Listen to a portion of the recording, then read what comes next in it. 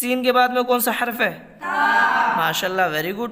تا کے بعد قاف، قاف کے بعد یا کے بعد میم، میم کے بعد جی، میم کے بعد کون سا حرف ہے؟ با. با کے بعد ہا، اس کے بعد جیم. ماشاء اللہ، دوبارہ بولیں.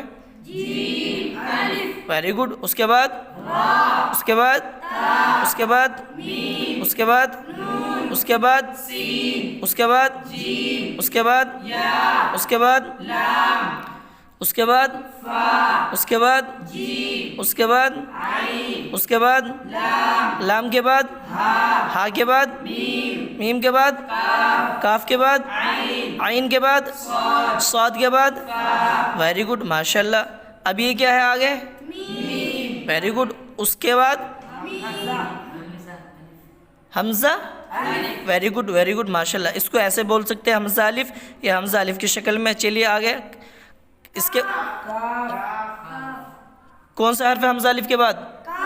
Very good. اس کے بعد اس کے بعد اس کے بعد اس کے بعد اس کے بعد اس کے بعد اس کے بعد اس کے بعد ویری گڈ ماشاء اللہ، بہت اچھا. مجھے امید یہ ہے کہ اب یہ آپ کے حرف سب سمجھ میں آ گئے ہوں گے، حرفوں کی آپ کو پہچان ہو گئی، کیونکہ اصل تو آپ کو حرفوں کی پہچان کرانی تھی، تاکہ اب جب اگلا سبق ہم پڑھیں گے تو یہ حرف ایک دوسرے سے ملے ہوئے یعنی جڑے ہوئے آئیں گے. تو ہم نے ابھی تک پڑھے تھے الف لام لام الف، تو اب جو ہے نا 2 2 3 3 4 4 اسی طریقے سے 5 5 حرف بھی ایک دوسرے سے ملے ہوئے ہوں گے. الف بھی ہوگا، با بھی ہوگا، تا بھی، یعنی ایک دوسرے سے ملے ہوئے آئیں گے. تو یہاں تک ہم نے پڑھ لیا الحمدللہ. اللہ کا شکر ہے کہ یہاں تک اللہ نے ہمارا اچھے طریقے سے یاد کرا دیا اور اس کے مشق کرا دی.